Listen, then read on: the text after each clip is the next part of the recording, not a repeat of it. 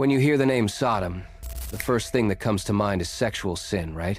But what if I told you that, according to the biblical prophets themselves, that wasn't the only reason, and perhaps not even the main one, for fire to fall from heaven? Today, you're going to dive into the list of crimes of a society that had everything but chose to lose it all. And you'll discover that Sodom's greatest sin is something happening very close to us right now. Ezekiel chapter 16, verse 49. The prophet speaks directly to Jerusalem, and he compares the holy city to Sodom. But look carefully at what he says. Behold, this was the iniquity of your sister Sodom, pride, fullness of bread, and abundance of idleness. And she did not strengthen the hand of the poor and needy. Did you read that right? Pride, abundance, idleness, oppression of the poor. Not a single word about sexual immorality. The first sin on the list is pride, the same sin that cast Lucifer out of heaven. But pride in what? Where did such arrogance come from? Let's go back in time. Year 2000 before Christ. Jordan Valley. Imagine a green plain, naturally watered by the river that cut through the land like a vein of life. Fields of golden wheat, heavy fig trees, generous date palms, crystal clear water flowing through channels. The book of Genesis describes this place with a phrase that makes you stop and think. Lot lifted up his eyes and saw all the plain of the Jordan, that it was well watered everywhere, like the garden of the Lord, like the land of Egypt. Comparing a land to Eden was the highest praise possible, and it was there that the Canaanites built Sodom. In 2005, archaeologists began excavating a site in Jordan called Tal el-Hammam, and what they found shocked the scientific world. Walls 4 meters thick, stone palaces, administrative buildings on an elevated acropolis, a metropolis with capacity for up to 40,000 inhabitants. This was no simple biblical village. It was a supercity of the ancient world. Sodom controlled trade routes between Mesopotamia and Egypt. Whoever passed through paid taxes. Gold circulated. Silver gleamed on merchant tables. The houses of the elite had 2 floors, inner courtyards, polished stone floors. The poor lived in mud shacks without foundations, crowded into tight spaces. The difference between rich and poor was not just economic. It was visual. It was a daily declaration. Your life is not worth as much as mine. But here's the point. Sodom was not poor and violent. Sodom was rich and violent. Prosperity did not produce gratitude. It produced self-sufficiency. It produced the mentality that they did not need God because they already had everything. And when you think you are superior to others, you are one step away from the second sin. Pride always brings a companion, and that companion turns arrogance into cruelty. Sodom had laws, written laws, laws that judges applied at the city gate. But these laws did not protect the weak. They protected the powerful.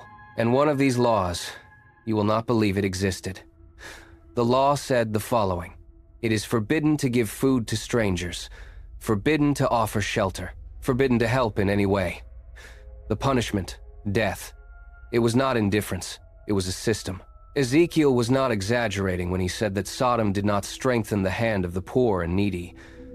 In the ancient world, the city gate was where justice happened. The elders sat there. Judges heard cases. Laws were applied.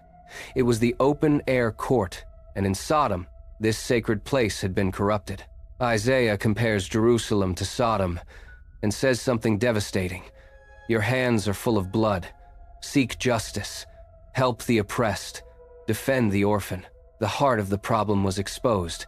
The weakest were crushed. The Babylonian Talmud preserves ancient traditions about Sodom's laws, and some are disturbing. One law said the following: if a man wounded his neighbor and drew blood, the wounded one had to pay the aggressor. Why? Because the aggressor had performed a kind of medical bleeding. The law became a joke. Justice became a maze where only the powerful knew how to walk. Tradition tells of a young woman who gave bread to a poor stranger. When the city discovered what she had done, they punished her publicly until she died. Her cry, according to tradition, was what reached God's ears.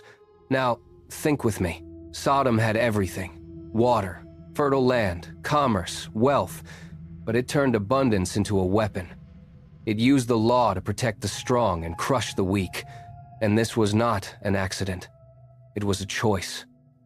In Exodus chapter 22, God gives Israel a law that was the exact opposite of Sodom. You shall not afflict any widow or orphan.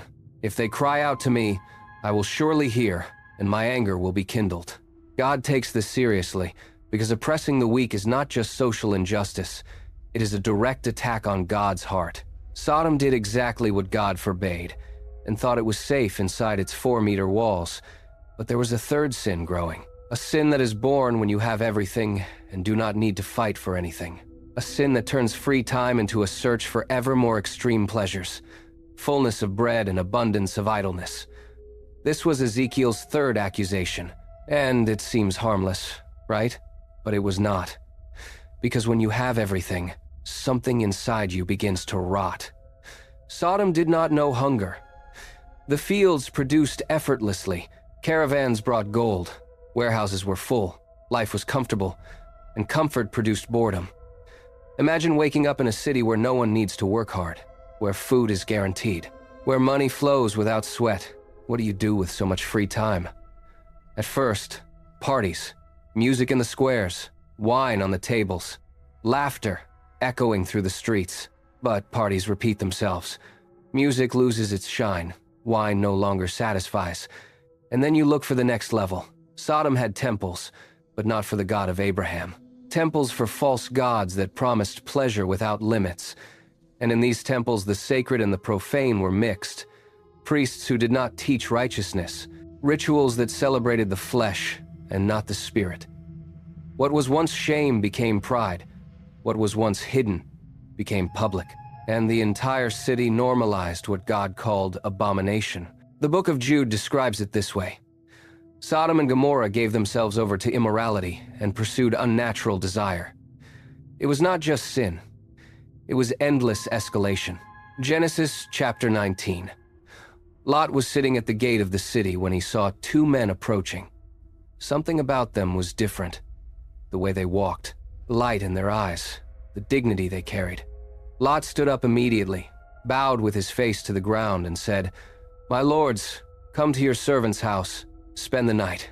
Wash your feet." The men refused at first. They said they would sleep in the square, but Lot insisted. He almost begged. Because he knew what happened in the streets of Sodom after the sun went down. The angels accepted. They entered the house. Lot prepared bread, and they ate. But before they could rest, the news had already spread. Strangers at Lot's house.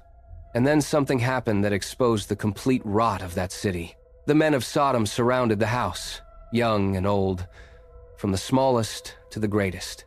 They pounded on the door, shouted, demanded that Lot hand over the strangers so they could violate them. It was not desire. It was domination. It was humiliation as a weapon. It was collective violence against defenseless travelers. Sacred hospitality, which in the ancient world was untouchable law, was being destroyed before God's eyes. Lot went out, closed the door behind him, and tried to negotiate. The crowd rejected him and turned their fury against him. They tried to break down the door, and then the angels acted. They pulled Lot inside, shut the door, and struck the men with blindness. But even blind, they kept feeling the wall, searching for the entrance. Even without sight, the violence did not stop. That was when the angels revealed themselves.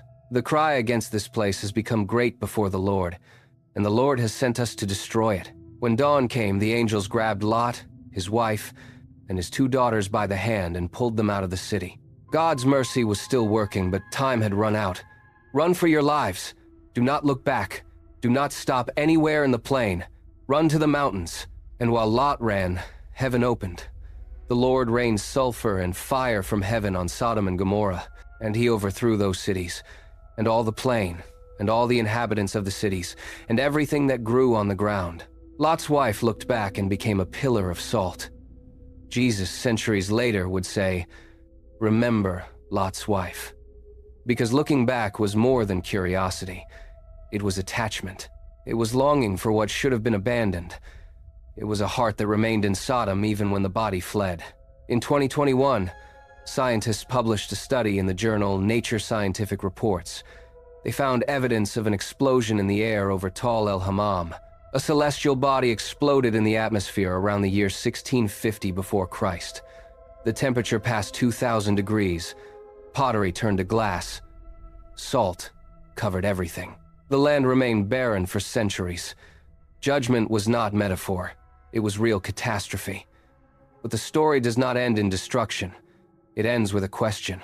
Isaiah used Sodom to warn Jerusalem. Jeremiah did the same. Amos, Zephaniah, Ezekiel. Jesus himself compared cities that rejected his message to Sodom. Why? Because Sodom is a mirror. It is not just the past. It is a warning for every society that walks the same path. Pride, abundance, idleness, oppression of the weak, normalization of what God calls abomination. This cycle did not die with Sodom. So the question that remains is this: where do you see pride disguised as self-esteem today? Where is there abundance while neighbors go hungry? Where does the law protect the powerful and crush the weak? Where has free time become an endless search for pleasures that never satisfy? Sodom teaches us that having is not enough. What matters is what we do with what we have. That prosperity without justice is fragile. That wealth without mercy is a curse. That there are moments in life where the only possible direction is forward without looking back. Proverbs chapter 14, verse 34. Righteousness exalts a nation, but sin is a disgrace to any people. Sodom had walls 4 meters thick, stone palaces, wealth gathered over generations. But none of that saved it, because God does not weigh gold. He weighs hearts. And when the heart of a nation rots, walls do not matter. Tell me in the comments which of these sins of Sodom hit you the hardest, and which one do you see closest to us today? Here at Daily Faith Ministry, we believe these warnings still speak. Because Sodom's message is not just about the past. It is about us. And if you believe God placed this video in your path, don't ignore that feeling. If Daily Faith has encouraged you, if these messages have helped you feel closer to God, if they have strengthened your faith in difficult moments, then you can help this mission reach even more lives. When you join our Patreon family, you help us keep sharing God's word, hope, and encouragement every single day with people around the world who may need it more than you know. Some people will scroll past this, but others will understand that this is their moment to give, to help, and to be part of something bigger. If that is you, click the Patreon link in our bio or in the comments. God bless you.